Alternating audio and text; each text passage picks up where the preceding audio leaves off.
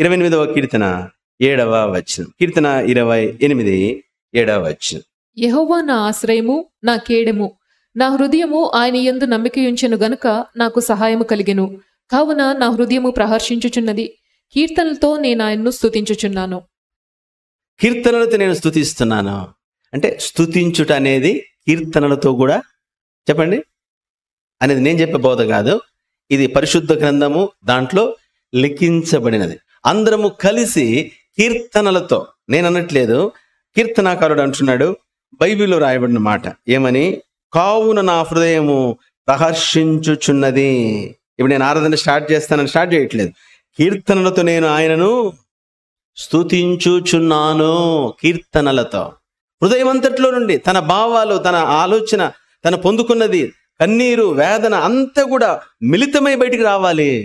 ఆరాధిస్తున్నప్పుడు ఏడుపు, కన్నీరు ధారలుగా ప్రవహిస్తుంది. కొన్నిసార్లు శబ్దం అవసరంలే, అరుపులు అవసరంలే, సంపూర్తిగా. కాబట్టి సోదరుడ సహోదరి, ఒక వ్యక్తి సంపూర్తిగా ప్రభుని ఆరాధించాలి. సోదరుడ సహోదరి, హృదయం అంతటితో హృదయం కుమ్మరించాలా. మా ప్రేమ గల తండ్రి, పరిశుద్ధమైన దేవ, రాలేదంటే ఇంకా ఈ లైన్లో రావాల్సిన ప్రతిసారి ఈ టైంకి వస్తుంది, ఇంకా వచ్చినట్లేదు. ఎందుకు మనంతా వీడు చూస్తాడు, ఈయన వచ్చాడు, రాలేదు, ఇంకా రాలేదు, ఇంకా వాళ్ళు ఎప్పుడు వస్తున్నారు, వీళ్ళు ఎప్పుడు వస్తున్నారు. అది కాదు, ఎవడొస్తే రాని, ఎవడు తగలబడి హృదయం అంతా కుమ్మరించే స్థలము, హృదయం అంతా కుమ్మరించే సమయము ఆరాధన. నీకు నీ ప్రభుకు మధ్యలో, అంతే, నీకు నీ ప్రభుకు మధ్యలో. కాబట్టి సోదరుడ సహోదరి, పాటల ద్వారా అలానే వాయిద్యాలు వాయిస్తున్నప్పుడు నేను లీడ్ ఇస్తుంది.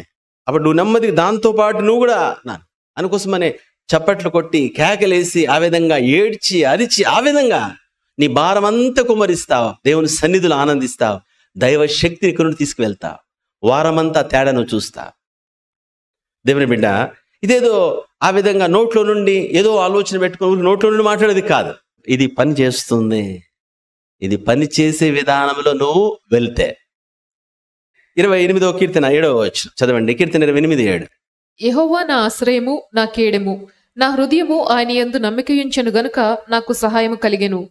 చూడండి, నా హృదయము ఆయన యందు చెప్పండి నమ్మికయుంచెను గనుక నాకు సహాయం కలిగేది. అంటే నమ్మిక ఉంచకపోతే చెప్పాలి మీరే, అంతే. ఇక్కడ దేవుడో ప్రాబ్లం కాదు, అది నీలో ప్రాబ్లం. నీలో ప్రాబ్లం నువ్వు బాగు చేసుకోకపోతే ఎప్పటికీ సహాయము కలగదు. అదే నేను చెప్పేది కాదు, బైబిల్ చెప్తుంది. మనసు చదవండి. నా హృదయము ఆయన యందు నమ్మికయుంచెను గనుక, నా హృదయము ఆయన యందు నమ్మికయుంచెను గనుక నేను నమ్మాను కాబట్టి, నా హృదయము దేవుణ్ణి అంగీకరించింది కాబట్టి నాకు సహాయం దొరికింది. అలాగే బైబిల్ అంతా కూడా యేసుప్రభువు ఒకటే మాట అంటాడు, ఏమని, అమ్మా నీ విశ్వాసము చొప్పున నీకు, అమ్మా నీ నమ్మిక చొప్పున. ఎందుకన్నా జరగదన్నా నీకు. మేము 10 ఏళ్ళ నుండి వస్తున్నాం, ఇంక 10 ఏళ్ళు వచ్చినా ఏం జరగదు.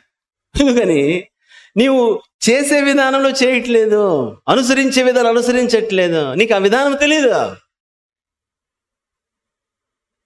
ఎవరైతే దేవుణ్ణి హృదయాంతరంగములో నుండి నమ్మి ఉన్నారో, ఎవరైతే హృదయం అంతటితో నమ్మారో నాకు సహాయం కలిగింది. కాబట్టి కొంతమంది దీవించబడతారు. దీవించబడిన వాళ్ళు చూస్తే దీవెన లేని వాళ్ళు కోపం వచ్చేస్తుంది.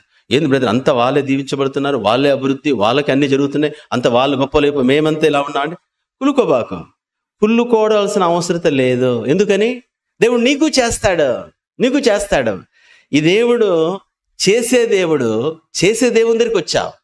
కానీ అష్టదరిద్రుడు ఏమిటంటే, ఈ దేవుని దేవుడు పొందుకోకపోతే నీ జీవితకాలంలో ఎక్కడ పొందుకోలేవు. ఎందుకంటే ఈ దేవుని ద్వారా పొందుకున్న వాళ్ళు ప్రపంచంలో ఈ దేవుని ద్వారా పొందుకున్నంత మంది ఇంకా దేని ద్వారా పొందుకోలేదు. అలాంటి దేవుని సేవిస్తున్నాం.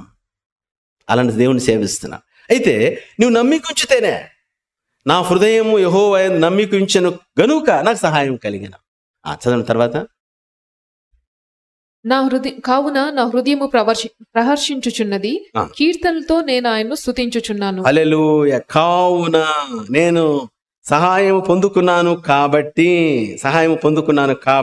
కావున నా హృదయం ప్రహర్షించుచున్నది, కీర్తనలతో నేను ఆయనను స్తుతించుచున్నాను, ఆరాధించుచున్నాను, కృతజ్ఞత చెల్లించుచున్నాను.